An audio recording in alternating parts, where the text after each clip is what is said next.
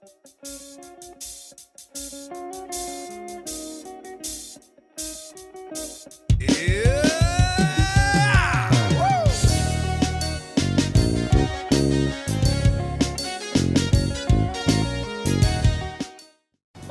you're welcome again to the continued series on where I think corruption can be fought and won.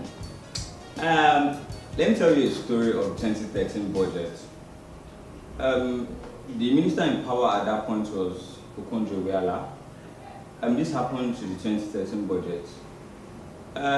Due to falling oil market price, the 2013 budget was scheduled to be benched. The budget was planned at a oil market selling price of $72 per barrel, as against the market price of about $90 thereabout.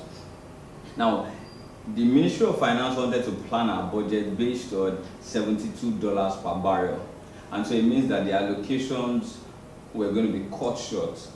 Spending was going to be cut short. But then, if I tell them that it is too much or it is too small, there's nothing I could do about it. I can or I will do about it. I can do to change the situation. But there is a body that is supposed to pass this budget, and that is, again, they are the legislators. The legislators, rather. So the budget got to them, and then the legislators were like, no, we can't work at the benchmark of 72 for the budget planning. And so how much are we working with? And so they stood with 80. And so the Ministry of Finance had to issue a statement to the public, that was on Channels TV, and explaining reasons why they are making this decision. So cut the long story short, the budget was trickled by just $2. Did I just say two? Just one. And so the budget was made at $79 per barrel from the planned $72 per barrel.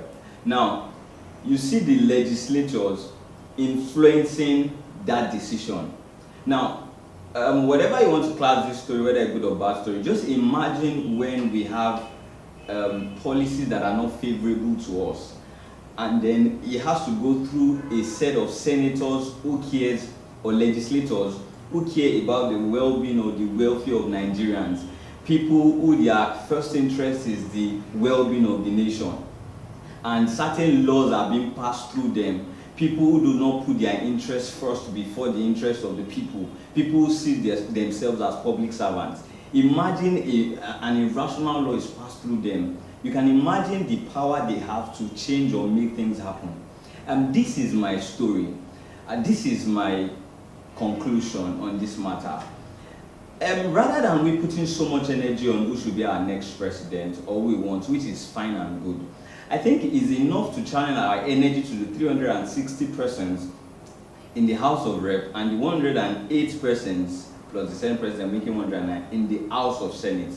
And I think if we start from this particular point where the spotlight is not so bright on, and we begin to choose our representatives and our senators in this coffer, in this sphere, I think it's a starting point, and it's a practical point.